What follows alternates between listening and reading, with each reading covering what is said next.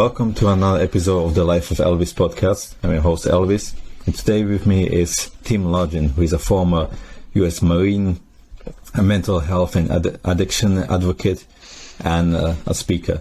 So, really happy to have you on. How are you doing? I'm doing good, Elvis. Thank you so much for having me. I look forward to sharing my story with your audience today. Yeah, no, it's me too.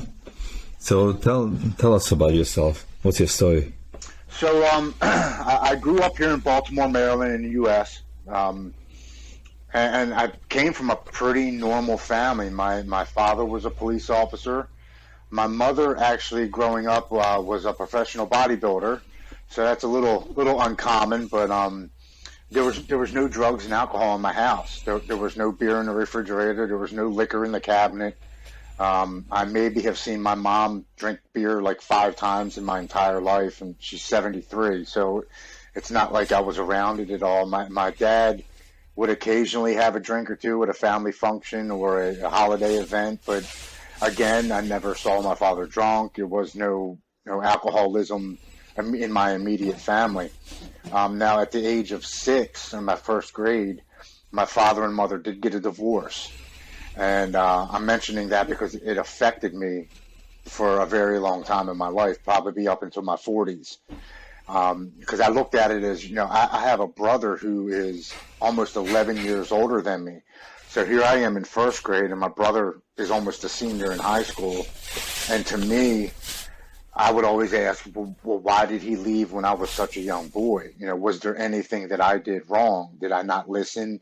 Did I not clean my room? Did I not have good grades? And I thought it was my fault that my parents got a divorce.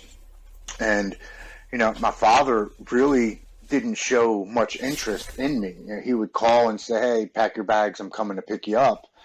And an hour would go by, and then I would get a phone call that he wasn't coming. And I'm a young boy, and I'm like, why isn't my dad coming to pick me up? Does he not love me? Like, why doesn't he want to spend time with me? And I used that and later in my life to drink and drug as an excuse as to, well, one of my own parents didn't love me, so why should I love myself? I might as well get high or drunk. And that was a justification for me to use drugs or drink. And my mom, she really did a good job raising me. I mean, that woman, she went and got 3 jobs and to take care of me and raise me, and she kept me busy in sports. All through elementary school, I played baseball, and in the middle school, I got into football, and then I got into boxing, where I became a junior Olympic boxer. I got 3rd place in the Junior Olympics, and I became a Golden Glove champion in my state. I also began skateboarding, which I was very, very good at. I got sponsored by a bunch of skateboard companies here in Maryland, and I grew up with a gentleman by the name of Brandon Novak, who is one of the members of the Jackass and Viva La Bam crew, and I would skateboard with him all the time, and he was friends with Bucky Lassick, so Bucky would come into town when he wasn't touring or whatever, and I'd be able to skate with him every once in a while when he was with Brandon. So it was kind of cool. I got to skate with some really big-time people, and still no drugs, no alcohol. And when I got into when I got into freshman year of high school, we had a welcome to high school freshman party. So I went. That was the first time I ever tried alcohol. And I got so sick. I got drunk, and the next day I was throwing up, and my mom came to pick me up from the party, and she recognized that I'd been drinking. She was like, you drank last night, didn't you? And I was like, yeah, I did. She's like, well, I'm not going to punish you because you're going to be sick for the rest of the weekend. That's going to be your punishment. But we are having a cookout, and I need these 50 ears of corn shucked. So she made me go into the basement of her home and shuck 50 ears of corn and put it in a bag, and then she gave me a bag for me to throw up. And that was my punishment for the day. And that deterred me from drinking alcohol again until my senior year of high school. Now, going into my senior year of high school, I had signed up for the Marine Corps the summer before my senior year. So I knew once I graduated high school, I was going into the military. So I figured let me go to some parties and have some fun. Let me get it out of my system, because at the end of the year when I graduate, I'm going into military and shit's going to get serious. So let me have some fun. So I started going to parties and started drinking alcohol. And once I started to drink alcohol, I became that guy that, what else is at the party? what else is here that I can try? Let me have some fun. And started smoking pot and started taking pain pills, started tripping on LSD, started eating mushrooms, smoked PCP. And I pretty much got into anything that was around my time in my area. Thank God there was no heroin or cocaine around, because I 100% would have tried that too. But anything else that was around at the time, I tried. And again, for me, it was, let me just get it out of my system. That's what I kept telling myself. Let me have some fun and let me get it out, because once I go into the military, this all stops. Well, I graduated high school and I get into the military. The drugs did stop. That was absolutely, there was no more drugs. We got tested when I was in the military.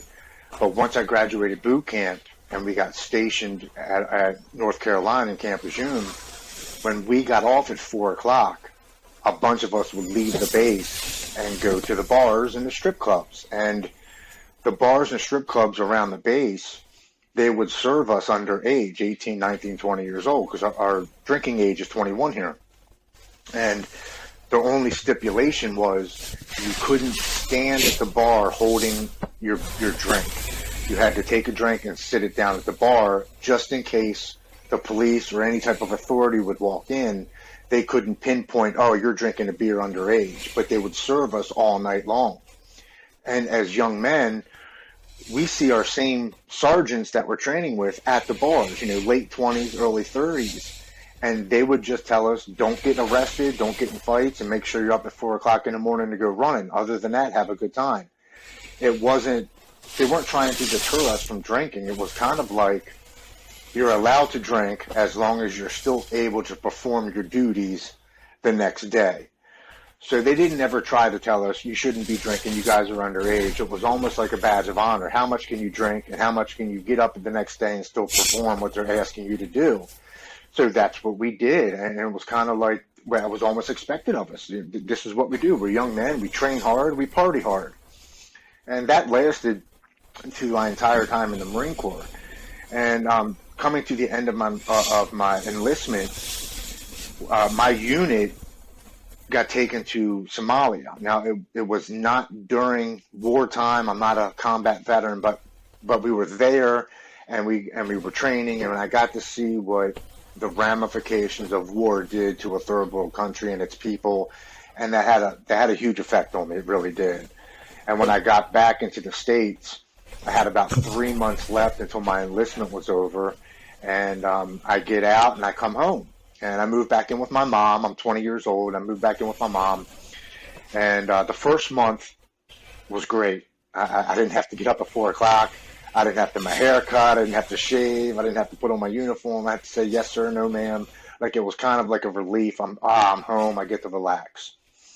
The second month came, and I kind of got the oh shit factor. I got to get a job. I got to get a vehicle. I got to start paying rent and helping my mom out. The third month of me being home, I got severely depressed. I wasn't showering anymore. I wasn't shaving. I wasn't leaving my bedroom. I was drinking every day, and I started doing drugs again, because now I don't have any drug tests to take, and I don't have nobody to answer to. So I fell right back into what I was doing prior to the military. And I'm sitting home one day, and I'm really beating myself up. I'm like, man, you're a piece of crap. What are you doing with your life? You're not worth anything, And I go into my stepfather's armoire, and I pull out his gun, and I sit it on my lap, and I'm looking at it, and I'm contemplating using it, because I'm just so depressed and I don't know what I'm doing with my life. But I had the right mind to call my girlfriend and say, hey, something's going on. I'm sitting here looking at a gun and I don't know what I'm doing. She came over within like 5 minutes and took it from me and put it back. And when my mom came home, I told her, I said, hey, something's wrong. I'm severely depressed. I don't feel right. I didn't tell her I just had a gun in my lap. She would have freaked out and probably had me committed. But what she did do was make appointments for the doctors, and I was able to get in to see the doctors. And they diagnosed me with bipolar 1 manic depressive disorder. Now, their first solution was to get me on medicine, which is what they do. So they started putting me on medicine. Now, what I want to say about that is, if you are diagnosed with some type of mental illness or disorder, and they put you on medicine, please be honest with your doctors, because I was never honest with them. I never told them I was drinking and smoking pot and taking pain pills and doing whatever I could get my hands on. So it didn't matter what medicines they were putting me on. They weren't going to work because I had drugs and alcohol in my system. So when I would go back every 30, 60, 90 days for my checkup with the doctor, they would ask me, how are you feeling? And I would say, I'm still the same, or I'm worse. And it was all because I wasn't honest with them. I wasn't telling them I was using. So what they would do is they would change the milligrams, or they would change the medicines. They would give me a new cocktail of medicines. They would up the milligrams.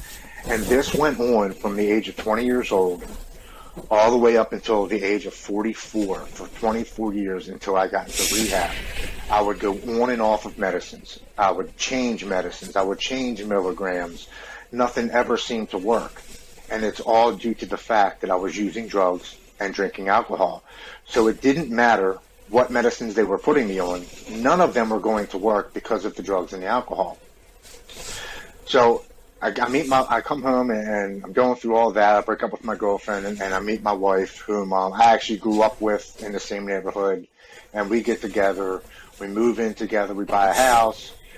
Within a year, we have my first daughter. And I'm working. I'm kind of taking care of my responsibilities. I'm drinking every day, but I'm still going to work and paying my bills. But it got to the point where I was having alcohol in the refrigerator every day, and my wife was noticing, and she would tell me to slow down or wait, give it a couple of days to have beer. And I would in the beginning I would do that. I would wait a couple of days, maybe not put some in the refrigerator. I'd keep it out in a cooler or something away from her sight, but I was still drinking. And throughout this time, I couldn't keep a job. I would have a job for 3 months, 6 months, 9 months, and then I'd get fired, or I'd quit, or I'd call out sick and just never go back. And I look back on that now, and I realize it's because I wasn't taking care of my mental illness and my addiction. So it was counterproductive. They were fighting against me, and I just didn't care about work. I didn't care about pretty much anything. All I cared about was drinking or getting high. And this went on all the way up until my 30s, and finally at the age of 32, I lose probably my 30th job. I've had 46 jobs since being out of the Marines. And that's crazy. Yeah, it was just back and forth, so many jobs. And I lose my job, and my wife's like, what's going on? I'm like, I don't know. I just, I miss sports. I miss having that feeling of as if I'm worth something. I miss competing. I just miss that competitive edge. And she's like, well, what do you want to do? And I'm like, I really want to, fight again or do something with sports. I really want to get back into it. And she's like, well, I'll tell you what. She's like, I'll give you 1 year. You can go ahead and go get some training, see if you can get some fights, see if you can make some money. And if you can, then you can do that for a while. If not, after 1 year, you need to get back to work, and that's it. Let it go. So I went down to the local gym and I got a membership, and I started training. And within 6 months, I had my first fight. And that 1 year led to 3 years of training and fighting, and with multiple fights. And I wasn't making much money. I was making like $1,500 a fight, which isn't really that much. But it made me feel worthy. It made me feel as if I was doing something with my life. Because training and then having that accomplishment of fighting and really made me feel as if I was worth it and I was doing good. Well, I turned 35 and I go to my last fight, and during the fight, I tear my rotator cuff in 3 places. I tear the labrum in 3 spots. And after the fight, I go into the locker room to get dressed, and I can't lift my right arm. And my trainer's like, "What's wrong?" I was like, "I can't lift my arm." And he's like, "Oh, that's not good." So he helped me put my shirt on, and I go out into the casino, because we were fighting at Harris Casino. It was televised. There was a lot of people. And I get out there, and my wife hands me a beer. And when she hands me the beer, I grab it with my left hand. And usually I hold everything with my right. And she notices right away, "Why didn't you grab it with your right hand?" And I'm like, "I can't lift my arm." And she's like, "That's it. You're done. no more. We have to go see the doctor, see what's going on. But you're 35 now. You can't be fighting anymore. Like, enough's enough. So I go to the doctor that next couple of days, and he confirms I tore my rotator cuff and have immediate surgery. So that following week, I go in and have major surgery done on my rotator cuff, which starts a 4-year-long addiction to pain pills prescribed to me from the doctor. And the first month I would go back and he would ask me, how you doing? And I'd say, I'm still in pain. You know, what you're giving me isn't working. So he would switch me from hydrocodone to Percocets. And then I would go back after 30 or 60 days whenever the prescription was empty. And he would go back and say, how you feeling? And I'd say, well, the Percocets take the pain away, but they're messing up my stomach and I'm not feeling well. And he said, okay, well, we're going to switch you over to Oxycontins, 20 milligrams, and that should do the trick. So I ultimately got switched over to Oxycontin, 20 milligrams, 4 to 5 times a day.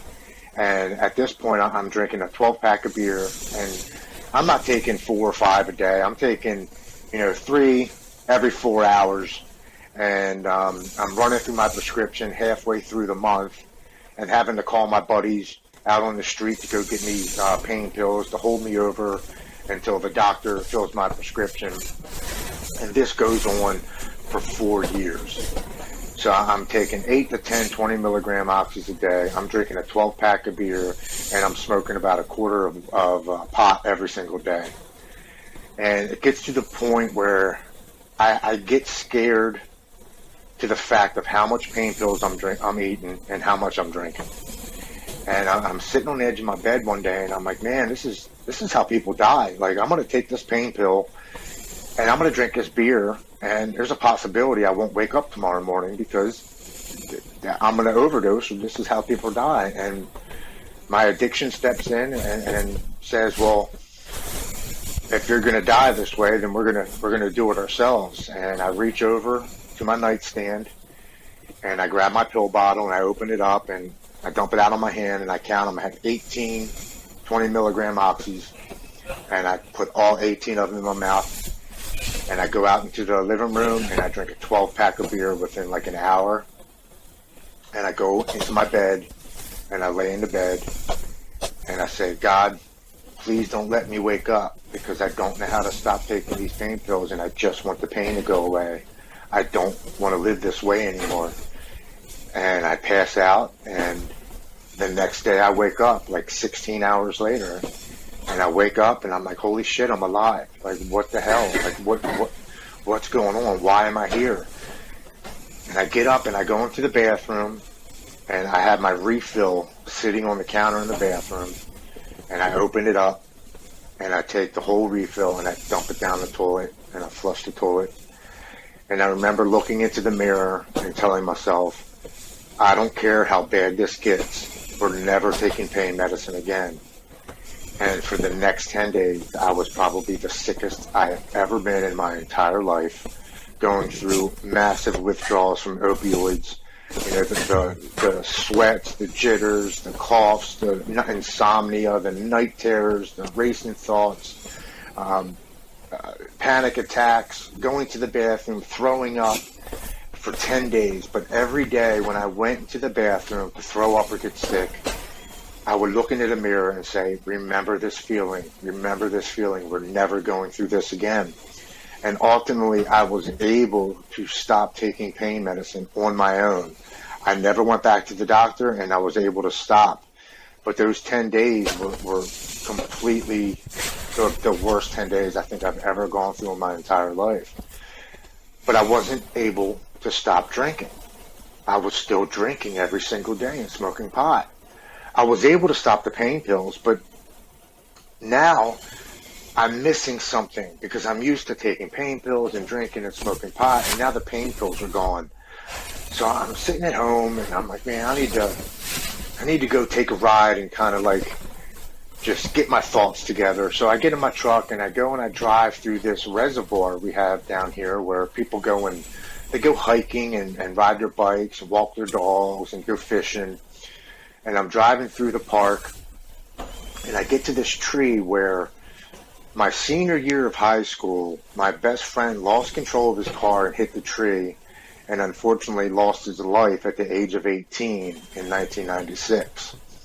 And at this tree, his parents put a picture of him up on the tree, and there's a book you can write to him still to this day, and it's kind of a memorial that they set up at the tree. And I get out and I go up to the tree, and I'm like, Bill, I'm lost, man. I don't know why I'm here. I don't know if there's anything out there. Just please send me a sign that I'm not alone, that there's something else out there, that I have a purpose in life, because I really don't know why I'm here. I can't stop drinking, and, I keep losing jobs, and I keep disappointing people. I just don't know why I'm here. Please send me a sign that there's something else out there besides us. I just need to know. And I get back in my truck, and I go to leave the park. As I'm leaving the park, I'm crying, and I can't really drive. So I pull over to the side of the road.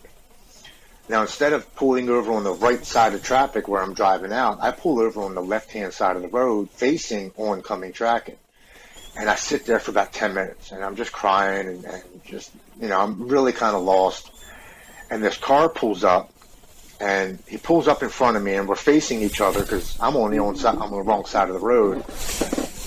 And I'm watching this gentleman get out of his vehicle, and he opens the back door, and he grabs his dog. He's about to go walk over to where the water is and go walk his dog. And I'm watching the man, I'm looking at him. And all of a sudden it dawns on me, oh my God, it's my best friend who died in 1996. It was his father. This is March 16th, 2017, 21 years later. I haven't seen this man since the day of my friend's funeral in 1996. And I get out of my truck, and I said, Mr. Bill, is that you? And he looks at me, and he's like, Timmy. He's like, what's wrong? What are you doing here? And I fall out to the curb, and I'm crying. I'm like, I'm an alcoholic. I'm an addict. I don't know why I'm here. I'm lost. I can't stop drinking. And he walks over to me, and he puts his hand on my shoulder. And he says, Tim, I'm not supposed to be here this morning. I'm supposed to be in South Carolina on a family reunion trip. My wife came to me in a dream last night and told me to come here this morning at 10 a.m. to walk the dog. He said, I truly believe I was sent here to see you this morning. And I said, Mr. Bill, that's for sure. Yeah, I said, what are the odds? Right. I said, I just stopped at Billy's tree and asked him to send me a sign that I wasn't alone, that something else was out there. And he looks at me and he said, Tim, I think I was sent here to see you. And we started to cry, and we hugged each other, and we talked for like 15 minutes. And as he walks away, he hugs me, and he says, Tim, everything is going to be okay. They're out there, and they're watching over us, and you're going to be fine. And I get in my truck, and I go to leave. And as I leave, I'm feeling good. I'm like, oh, my God, there's something else out there. They're watching over us. That was a sign. And that lasted about 10 minutes. And after about 10 minutes, my addictive personality steps in and says, you know what? You are being watched. Nothing is going to happen to you, so you don't have to stop drinking because everything is going to be okay. You have somebody watching over you and being protected. So for the next 4 years of my life, I drank the most alcohol I have ever drank in my entire life. I switched drinking the regular beer. I switched to the IPAs and the lagers, the beer with like the 10, 11, 12% alcohol. And I was still drinking 12 to 18 of those a day and still smoking my pot. And for me, I was kind of missing something because I'm used to taking pain pills on top of it. So I started to buy these little miniatures of Fireball whiskey. And it only started off with like 3 or 4 of them. And I would drink them real quick. And I found once I drank them, I would feel that warm blanket feeling that I used to get from taking the pain pills. And I was kind of like, okay, this is what I was missing. This is the part that I was missing. So I would stop every day and grab some miniatures, and I would drink those. And then ultimately, I just completely stopped drinking beer. And it's funny because your addiction plays games with you, and it tells me, don't buy a big bottle because then you'll know exactly how much you're drinking and you'll be accountable for how much you're drinking.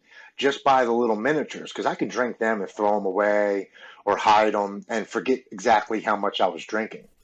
And I wouldn't know. I would forget how much I was drinking, so I would continuously just drink and drink and drink. It got to the point where I stopped drinking beer. I would get up in the morning. I would go directly to the liquor store, and I would get a sleeve of Fireball, which is 10 of them. I would drink all 10 of those by 1 o'clock in the afternoon. At 3:30, when I got off of work, I would go directly to the liquor store, and I would get 10 more. I would drink all 10 of those by 8 o'clock at night. And depending on how I felt, I would get back in my truck and go back and get another 10 and drink either 5 or 10 of those, and then pass out about 8:30, 9 o'clock at night. And I did this for over a year and a half. I would drink 25 to 30 miniatures a day. And one day I asked myself, I was like, man, I wonder how much alcohol is actually in these little miniatures. So I take one and I pour it out into a shot glass. One miniature is 2.5 shots. So I was drinking upwards of 25 to 30 a day times 2.5. And I did the math the other day. I was drinking anywhere between 65 and 80 shots of Fireball whiskey every single day. Yeah, that's a lot. For over a year and a half. And so it gets to the point where I get a brand new truck, and I go to the liquor store to get my Fireball, and I'm coming home, and I hit something. And I still to this day do not know what I hit. I don't know if it was a parked car, a street sign, a concrete barrier. I have no idea. But I come home, and I walk in the front door, and I tell my wife, I just hit something. I'm going to bed. I'm not dealing with it right now. And I go into my bedroom, and I pass out. And I wake up the next morning like a typical alcoholic. Hey, good morning. I'm going to go to the store. Do you need any milk or water? What do you need? And she looks at me, and she's like, how are you going to go to the store? I'm like, in my brand new truck in the driveway. She's like, Tim, go look at your vehicle outside. And I go outside, and my right side passenger mirror is off of the truck. It's not even there anymore. And my right front passenger tire is hanging off the rim, and the rim's up underneath of the truck. I honestly don't know how I drove it home. But I'm looking at it, and I'm like shaking my head, and she pops her head out the front door, and she says, you have no memory of what you hit last night, do you? And I said, no, I don't remember at all. And she said, Tim, you could have killed somebody. You could have killed yourself. I don't want you staying here anymore. You have to go and figure this out. But I don't want you by the girls. You have to leave. So I go in the house, and I pack my bags, and I call my friend. And I said, hey, can I come and stay at your house for a couple of days? You know, let things blow over. In a couple of days, you know, she'll be over this, and I'll be able to come back home. Just let me come over for a couple of days. So he says, sure, come on over. So I get to his house, and he was like, look, you know, your wife kicked you out. It's Friday night. We might as well go to the bar. And I'm like, you know what? That's exactly what we need to do. Let's go to the bar, because now I have a real reason to go to the bar. You know, my wife just kicked me out. I'm going to go to the bar and drink and drown my sorrows. So we go to the bar, and we get shit-faced and drunk. And as I'm leaving the bar, less than like 16 hours later, I rear-end somebody at a red light. And I get out of my truck, and I go up to the guy. I'm like, are you okay? And he's like, yeah, I'm okay. And I look down at his vehicle, and he had a tow hitch on the back of his truck. So his truck actually was fine, but the front of my bumper was all smashed in. And I look at him. I'm like, hey, you're okay. Your truck's okay. I'm out of here. And I slapped him on his back, and I got my truck, and I took off, because if the cops came, I was going to jail. I knew I was going to jail. So I get back to my friend's house, and I'm like, man, I can't stay here. I got to go be by myself. I got to go figure this out. I'm just going to go and leave and be by myself. And I leave his house, and I go to the liquor store. I get 10 more miniatures, and I go and I sit at a park and ride where people park their car for the day and catch a train or a bus and go to work, and then they come back at the end of the day and get their vehicle. And I go and I sit there, and I turn my phone off for 48 hours. I didn't want to hear from nobody. I didn't want to talk to nobody. I just wanted to sit there and drink and pass out and do the whole blame game. I'm a piece of crap. You know, my family's better off without me. My wife's better off without me. You know, I don't deserve to live. Just really put myself down into a really dark, deep, sad place. And I sit there for 2 days and just drink and pass out and drink and pass out. And finally, on the second day, at 7 after 10 in the morning on March 5th, 2021, I turned my phone on after 2 days of it being completely off. And I turn it on, and 2 minutes goes by, and the phone rings. And I look down, and I don't recognize the phone number, but I pick it up anyway. And it's my childhood friend, Brandon Novak, on the other line. And he's like, Lodgen, what the fuck are you doing? And I'm like, I'm cold, I'm hungry, I'm drunk, and I'm tired. And he's like, good. That's what you need. He's like, I just got off the phone with your wife and your mom. I have a plane ticket set for you this evening. I want you to go down to West Palm Beach, Florida, the Banyan Treatment Centers, and go to rehab and get help that you need. And I'm kind of like on the other line. I'm like, okay, I will. I'm pretty much agreeing with him just so I can get off the phone because I really don't want to hear it at this point. And he says, call me when you get past security. I want to make sure you're getting on the plane. And I'm like, okay. So I hang up the phone. About 5-10 minutes goes by, and my wife calls.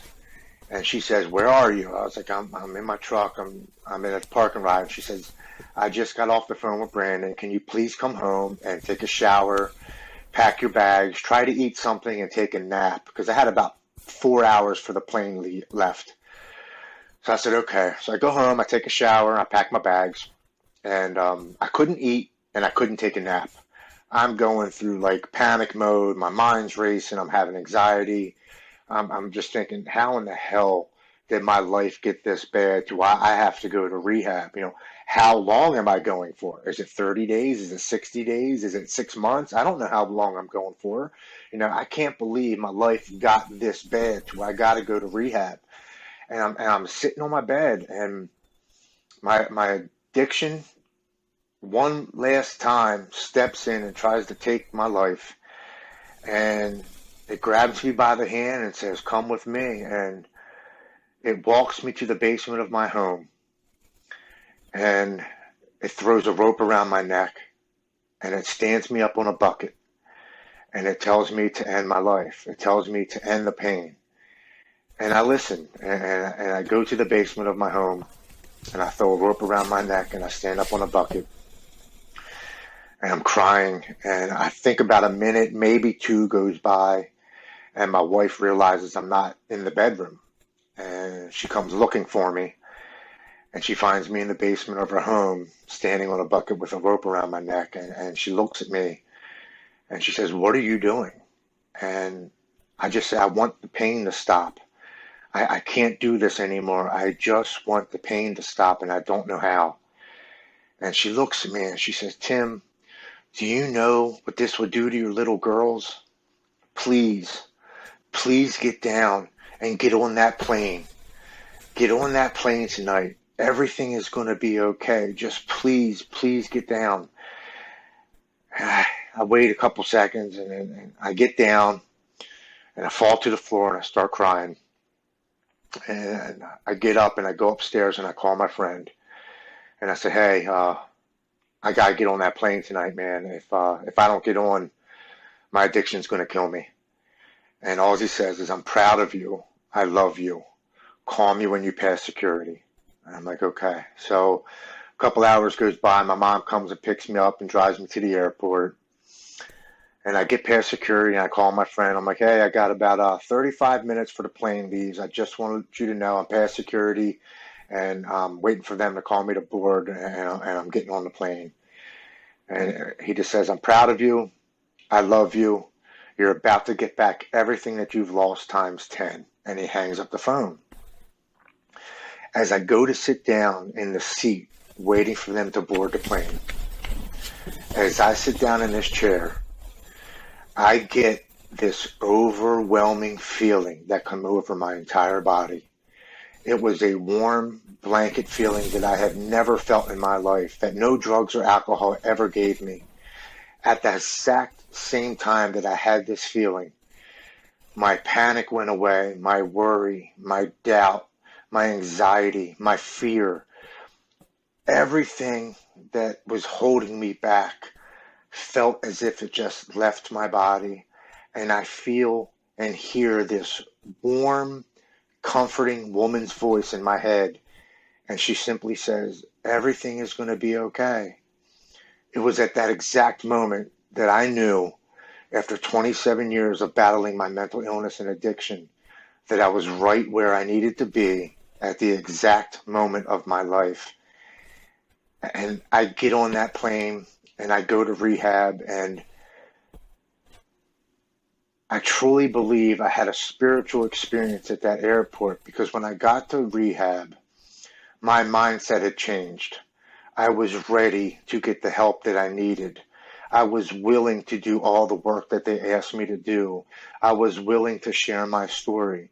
I was willing to do the homework and go to extra meetings. I started working out with a personal trainer 3 days a week to get back in shape.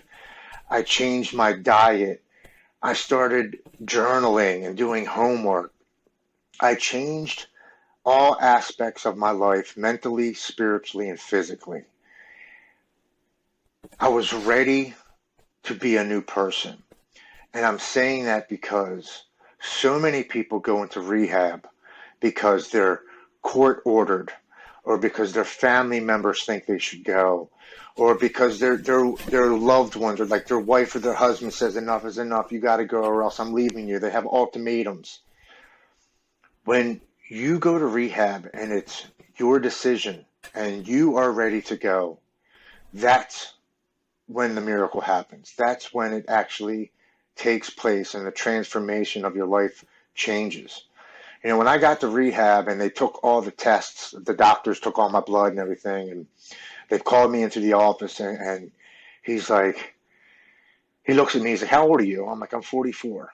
He's like, Tim, he said, if you were to continue to drink the way that you've been drinking for the next year and a half, he said, you would not have made it to your 47th birthday. He said, your blood pressure is 167 over 145. You're on the verge of having a stroke.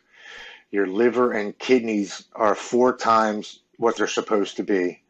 He's like, you would have died of alcoholism even if you would have stopped in the next 2 to 3 months. You came at the exact time that you needed to come. It was no coincidence that that happened at the exact moment in my life. If I would have waited any longer, if another month or 2 would have went by, the damage that I've done to my body would have been irreversible. And even if I did stop drinking, I would have ultimately died of alcoholism. So I stopped believing in coincidences, and I started to believe that everything happens for a reason when it's truly time for it to happen to you. You know, I left rehab, and I went to the meetings. I did 98 meetings in 90 days. I got a sponsor. I started working the 12 steps, and I really changed my entire life. Just the way that I look at things. My perspective on life completely changed. You know, I used to be the guy with a half glass, you know, empty. Like, where's the rest of my drink? Why isn't there ice cubes in it? Why isn't it full to the top? And I became that person that, even if it's a half glass of water or whatever's in that glass, I am so thankful that there's something in that glass. Now, I'm so thankful that there's something there for me to quench my thirst. I started to become truly grateful that I'm given another day alive and sober and healthy and happy. You know, I took so many things for granted in my life, especially my family, my kids, you know, my health. And I used to think, why did I have to go through 27 years of hell? Why? When some people only do it for a year or 5 years or 10 years, whatever your story is, why did I have to go through 27? And then after I started to work on myself and read and really educate myself on mental illness and addiction, and that mindset change, that switch change, that I realized that for me, my story, I had to go through 27 years. And it wasn't happening to me. It was happening for me to realize how precious this gift of life is that we have, how genuinely special it is to be able to wake up each and every day and experience life. I took it all for granted for so long, and I didn't care about myself. I didn't care about anybody around me. All I cared about was getting drunk or getting high. I wasn't dealing with my past. I wasn't dealing with my traumas. I wasn't dealing with anything. I was numbing everything away. And all that did was it compounded and compounded and compounded. And then it got so much that I didn't want to deal with that. So I drank or drugged. And then that even got bigger and bigger. It's like when a small snowball starts at the top of a hill, but by the time it gets to the bottom of the hill, it's so big it could crush a house. That was what I did. I let it get so big to where it was so overwhelming that I didn't want to deal with it. And my only solution was to drink or drug. So I still didn't have to deal with it. Now that I'm sober and I'm in recovery and I'm taking care of things, I simply pick up that small snowball and just crush it in my hands. And I take care of my responsibilities right when it's beginning. So it doesn't compound and it doesn't get so big to where it overwhelms me and I don't want to take care of it. So many things have happened to me in this past almost 19 months of recovery that are nothing less short of a miracle or not a coincidence. Like, this is where I'm supposed to be in life. This is what I'm supposed to be doing. I'm supposed to be sharing my story with as many people out there who truly think that they're alone, that nobody could possibly understand what they're going through. Nobody could possibly know the pain and suffering that they're going through, when the fact of the matter is, there are so many of us that are going through the same thing. There are so many of us that know exactly the pain and the darkness that you're going through. And if I don't share my story, if I don't reach one more person, that is one more person that we are going to lose to this disease of addiction and mental illness. I used to be ashamed of my past. I used to be, just so sick of what I used to do. And I didn't want nobody to know. I was embarrassed. But the more that I share, the more that I speak about it, the more that I let people know that they're not alone, the more people reach back to me through messages, and Instagram and Facebook, and just tell me how my story helped them at the exact moment that they needed to hear what I was saying. And that right there there's no amount of money you can put on that feeling that I actually genuinely helped somebody without wanting something back.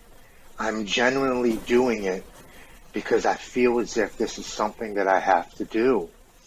I believe my purpose now in life is to reach as many people as possible who are suffering with mental illness and addiction, so that they know that they're not alone, there's help out there, they can recover and they can live the life that they've always wanted to live.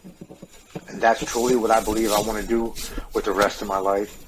And I'm thankful that I had to go through what I had to go through, because it's ultimately made me the person that I am today.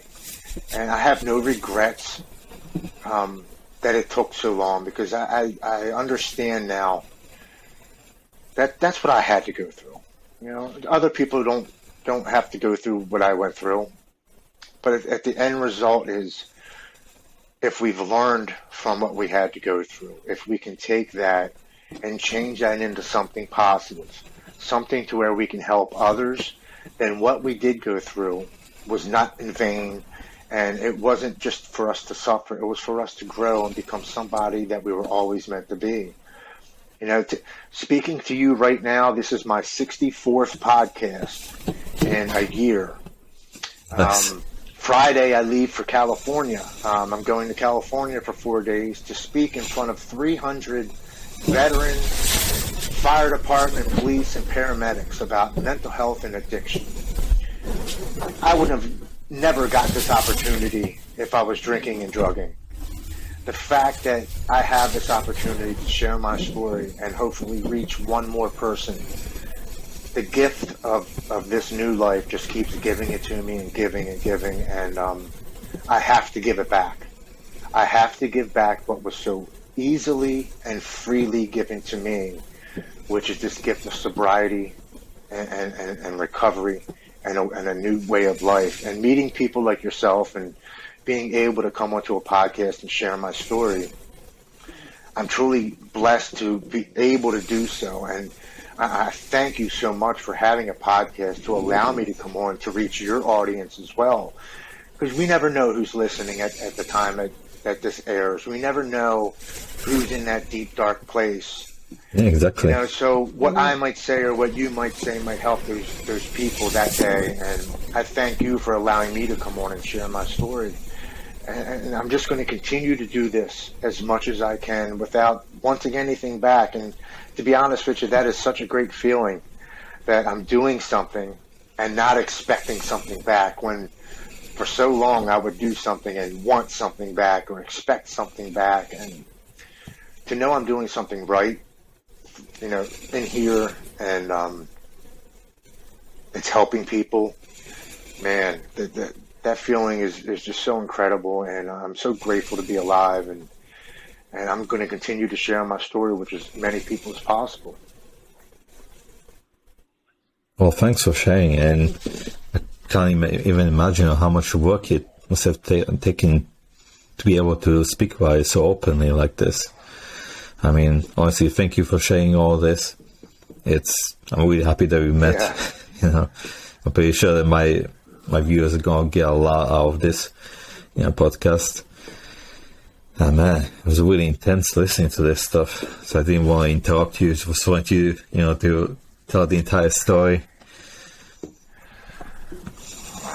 I appreciate it, man. You know, it's truly humbling to be able to share my story. Just knowing that it could help somebody is more than I ever could. It's more than anybody could have told me in rehab that, hey, when you get out, you're going to be on podcasts sharing your story to the world. I would have told them there's no way. I barely want to share with the people here in rehab, much less the internet, and put my story out there. But, you know, what really started all this is when I came home and I was about 3 months sober, and I started following these podcasts. And just started following sober people and like positive energy people and, enlightenment. And I was like, you know what, maybe I'll share my story once and just get it out there. And I shared my story, and like 2 weeks later it airs. And 4 days after it airs, I get a phone call. And I'm sitting in my truck, and I'm getting ready to load a table in the back of my truck to go drop it off at a rehab center. And the phone rings, and I pick it up. I'm like, hello. And the guy's like, yeah, is this Tim? I'm like, yeah, who's this? He's like, this is Tony. And I'm like, I'm sorry, dude, I don't know any Tonys. And he's like, I served with you in 1995 in the Marine Corps. I'm like, holy shit, wow, man. I was like, how'd you get my phone number? He's like, I got it off of Facebook. I hope you don't mind that I called you. And I said, no, of course not, man. What's going on? Are you okay? And he said, no, I'm not. He's like, I've been dealing with opioid addiction for 18 years.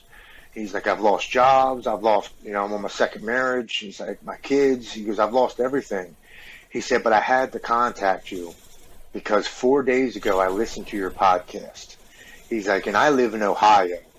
He said, and what you said about not giving up, not losing hope, gave me the strength and courage to finally stop taking pain pills. He said, and I just want you to know that today I am 4 days sober after listening to your podcast, and I want to change my life. I want to live my life differently.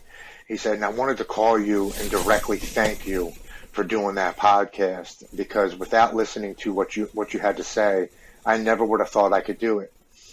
And he hangs up, and I'm sitting in my truck and I'm tearing up. I'm like, oh my God, there's something to this. Like, not only did I reach somebody, but it just happened to be somebody that I personally knew, and he was able to contact me. And then I started thinking, how many more people could I reach if I continue to do these podcasts from so many different parts of the country?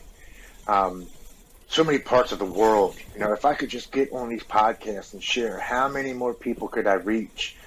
There's one thing about going to a meeting and becoming, a part of a group, where you live. But that's just a small group of people, 30, 40, 50, 60 people. And after a while, you have all heard your story over and over again, 10, 12, 13 times. You can almost say the next sentence coming out of the guy's mouth because you've heard it so many times. We're all helping each other, but when you reach an audience such as doing your podcast and doing one from Australia or London, or California or Canada, that broadens the people that listen to what we are saying. And that's what ultimately recovery is for. We help each other.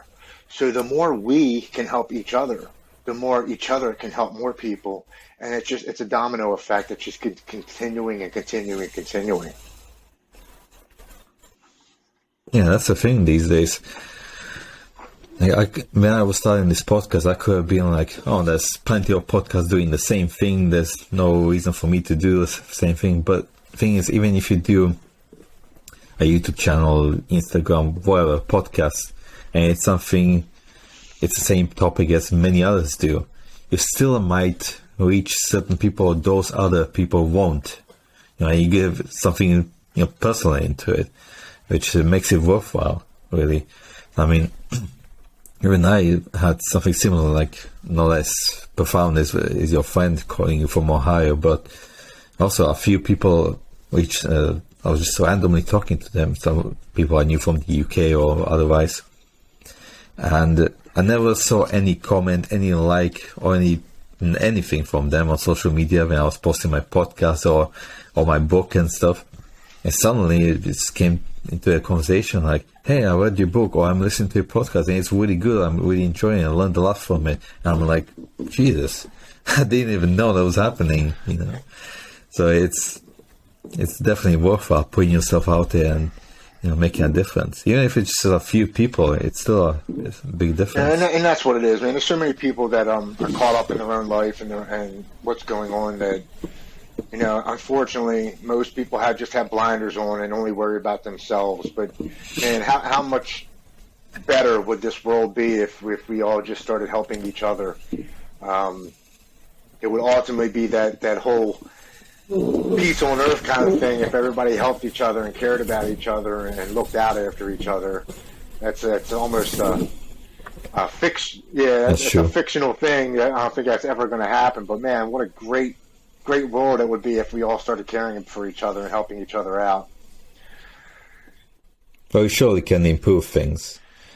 And, first of all, if you want to help others, you have to help yourself and put yourself into a good place. So then you can, share with others. Just like you did. You went into rehab, you got better, and now you're from a better place. You can now, help others as well. Absolutely. So there's a lot we can do to improve things. I do think that things, even though they might seem really bad these days, they're gonna get better. Yeah, and that's such a true point because, dude, when I was in my dark days and I just wanted the pain to stop, I didn't believe there was no possible way for it to get better, and I really thought I was destined to die from the disease. And well, you got pretty freaking close, didn't you? I did, and I mean. That's how scary this gets. That's how real it is.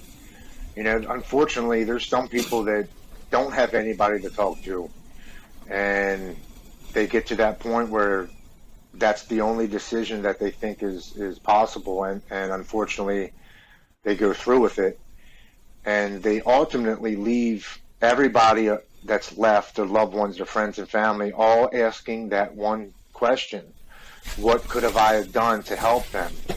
Why didn't they ask for help? What was going on? And from being in that place, I can share, for me, I was ashamed. I was embarrassed. I didn't want anybody to know what I was going through. I didn't want to burden anybody with my problems. I didn't want anybody to worry about me.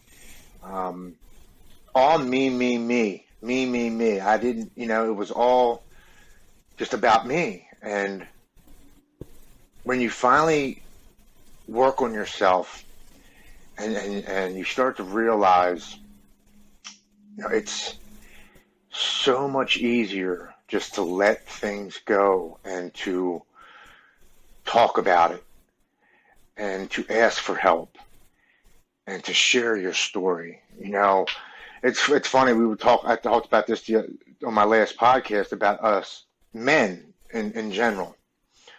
We're supposed to be these tough men and not show feelings and not express our emotions. That is so much bullshit. If you're a man and you have this macho facade and people look to you as an alpha male kind of a thing, they expect you to not cry, not give a crap about anything. Just be a man up, do your stuff. Man, we all go through it. It doesn't matter if you're a man or female. Guys get through it. They get abused. They have trauma. Guys cry. I think the more in touch you are with your emotional side, the stronger you are as a man. Yeah, that's true. It's all about balance. Obviously, sometimes you have to put it aside to get certain things done or to protect someone or something, but obviously you can't suppress that side of you entirely. No, and I believe that you're more powerful when you're in touch with your masculinity and you're also in touch with your feminine side, your emotions, and because you are a more balanced person. Mm-hmm. Yeah, that's very true. And that's a huge thing that's definitely helped me, is being balanced mentally, spiritually, and physically. I have to go to the gym. It's something that just helps me tremendously with my endorphins, my dopamine, my self-esteem. Just accomplishing, just even if I had a bad day, which, to be quite honest with you, since being sober, I don't think I've actually had a bad day because I deal with everything that comes along properly. But even if I had a long day at work and just stuff at work didn't go my way, or it was a very difficult day at work and we had to really bust our ass at work, I go to the gym and I get it out. And it's kind of like a release. I just work all that frustration out, all that stress. And then I go home and I'm able to spend time with my family, calm and collective, and kind of tired because I got it all out of my system and just ready to be a nice person, not irritable, not nasty, and just it really does help. Yeah, it sure does. I can see it on myself. Even though I'm not pursuing that much personal training and that kind of stuff, but I'm definitely not giving up training myself. It just, like you say, it's good to have some kind of an outlet. And whatever it be, training is a particularly good one because it's very physical. It's hard. It's something you need to, every time you go to the gym, overcome. So you become stronger along the way. But even other outlets, like being creative, doing something, even gardening, whatever you like, is really good to have something like that. Or your martial arts, like you tell me you did MMA, I did martial arts when I was younger as well. And even if you just go to a gym and kick the shit out of a punching bag, it feels really freaking good. So what made the big difference? Because you said you came back from the military, from the Marines, and within a few months you really slipped into a deep depression. So what was the reason behind it? Yeah, so to answer your question, when I played sports, I was always one of the best ones on the team, if not the best pitcher, the best running back. When I was boxing, I was made it to Junior Olympics. Skateboarding, I was sponsored. And in the Marines, I graduated top of my class. I was always, a top performer in everything that I did. And that made me feel as if I was worth something. When I got out of the Marines and I was no longer a part of a family, a group of the military presence, I got lost. And I didn't know why I was here. I didn't know my direction in life. I didn't know where I was going next. And it really made me sad and depressed because I truly didn't, I didn't have any experience. I worked at a grocery store in my high school. It's not like I had a lot of experience. And then I was in the military. What am I going to do now with the rest of my life? Because to me, I was like, now the rest of my life starts. What's in store for me? And I got scared.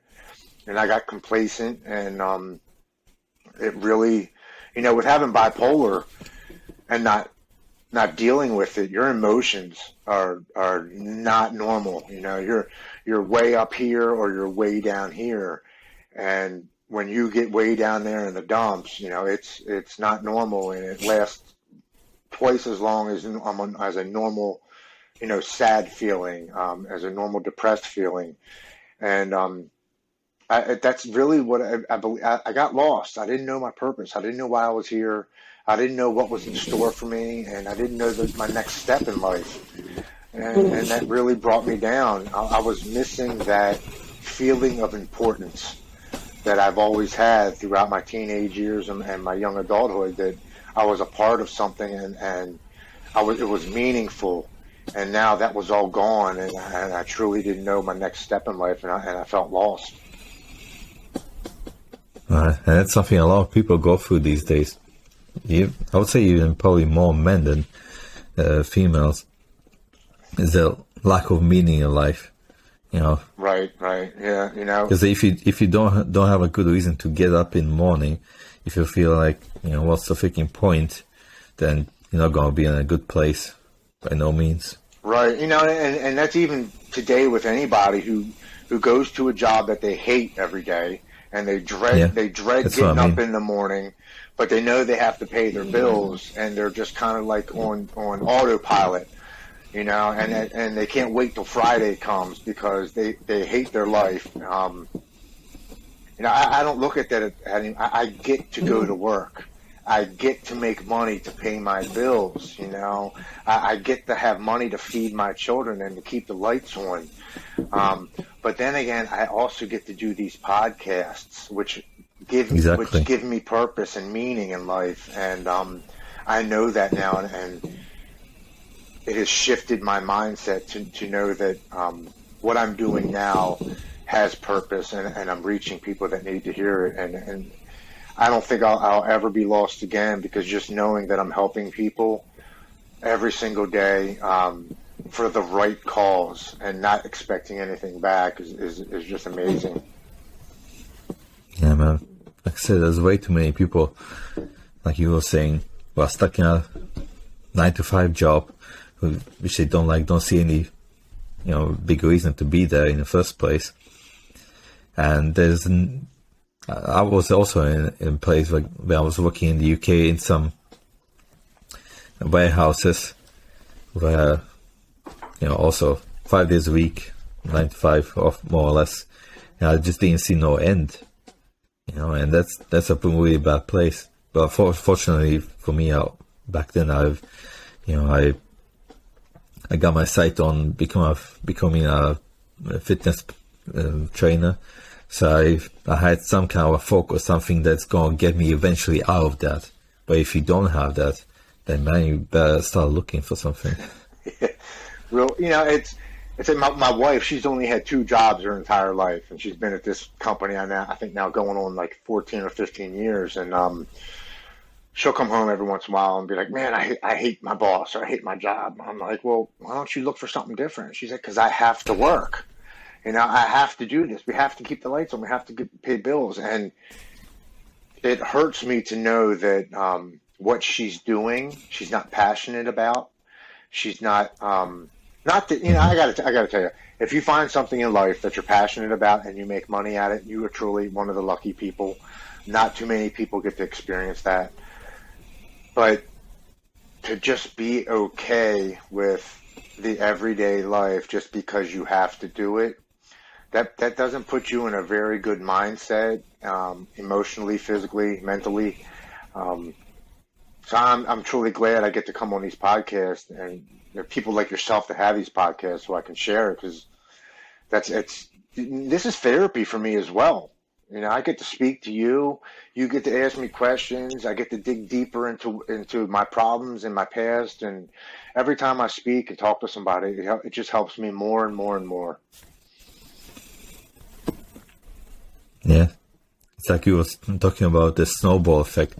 This snowball effect going the right direction this time for you. Yes. And man, so many opportunities have opened up for me. Like I said, I'm going to California on Friday for 4 days.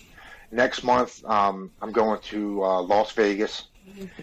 That's October. November, I'm going to Canada, and it's all to speak on mental health and addiction. At the end of September, when I get back from California, I'm speaking on a men's mental health summit. It's going to be online on Zoom, but it's going to be live and it's going to be broadcasted everywhere. And I'm one of the featured speakers for men, just to share my story and experience with men. Because like you did say, I think men and women, they all go through everything, but us men have a certain stigma that we're supposed to be strong, that we're supposed to be tough and not really show our emotions or experiences and share. But I don't think that anymore. I used to feel that way, but I found it's opposite, that the more I share, the better I feel and the more people I can help. Yeah, man, the more you open up, the more, I've seen it also many times, the more you open up, the more other people open up as well. And suddenly there's a connection between you and that person. And it's really good. Yeah. I think that's what we should all do is just drop our barriers a little bit more and open up to more people. And you would be surprised when you do open up how responsive what you're saying could be taken in, and that person ultimately could have needed to hear what you're saying at that point. Alcohol and drugs promised and took everything from me, and I'm coming for it all. I'm coming for everything it promised and took from me, because that's what it does. It's deceitful, cunning, and baffling, and it continues to come at us until ultimately it takes our life. And it almost took mine, and I've wasted 3/4 of my life being lost and not having a purpose, and I'm making every day count from here on out. Yeah, man. It's also one of the things whenever I get into a conversation with someone about drugs in general, it's to me it's almost baffling how many people really underestimate alcohol as a drug and what it can do to people. It's the most socialized thing that people do is they go out and have a couple drinks, after work or at a wedding or a holiday event, or and then it's the most shunned thing that if you don't drink, people are like, well, why don't you drink? Why aren't you having a drink with us? What's wrong with you? You got a drinking problem? I can't drink anymore. When I drink, I get locked up, or I lose my family, or I want to commit suicide. So for me, I can't drink. Yeah, man. It's like it's that whole thing I was a part of last month with mental health and addiction. We need to stop the stigma when it comes to mental health and addiction, because unfortunately it's shunned upon by a lot of people. Oh, you got a mental illness? Oh, you have an addiction? Like it's something bad, when truly it's a disease that we don't treat it like cancer. We don't treat it like heart disease or diabetes. You have any of those, you go to the doctor and you get medicine and you take care of it. When you have alcoholism, or drug addiction, or mental illness, unfortunately, people look down upon that sometimes, and I think we need to change the stigma to that. No, it definitely needs to change. Because at the end of the day, it does stem mainly from some kind of a trauma or deep shame that people feel, and the attempt to escape the pain that one experiences through whatever addiction it is. Can be even fast food or too much work or something. Yeah, can be anything. Could be anything. And just think of how many people do have an addiction, but they don't realize they have. How many people, just overeat or eat junk food and all sorts of other things. Yeah, and addiction usually stems from some type of trauma that we're not dealing with. Yeah. So we find something that comforts us and helps us to not think about what we've went through. Just at the very last moment, they had to cut you off. Freaking out. It's all good, man. It happens. Yeah. Thank you very much for coming on my podcast and for being so vulnerable and sharing everything. I mean, yeah, it's going to be very helpful to a lot of people. So thank you very much. And one last thing, where can people find you? On Instagram, at T Lodgen. And if they ever have any questions, if they ever want to contact me, please message me. I answer all the messages. I get back to everybody. It's a completely open page to the public. So if anybody needs to contact me or ask me for any podcast links, or if they just have any questions about sobriety or mental health, please contact me and I will get back to you. Awesome. Thank you very much. As always, you guys can find all the links, everything you need down in the description. Thank you very much for listening, for tuning in. And if you liked it, give it a like, subscribe. It helps a lot. See you in the next one.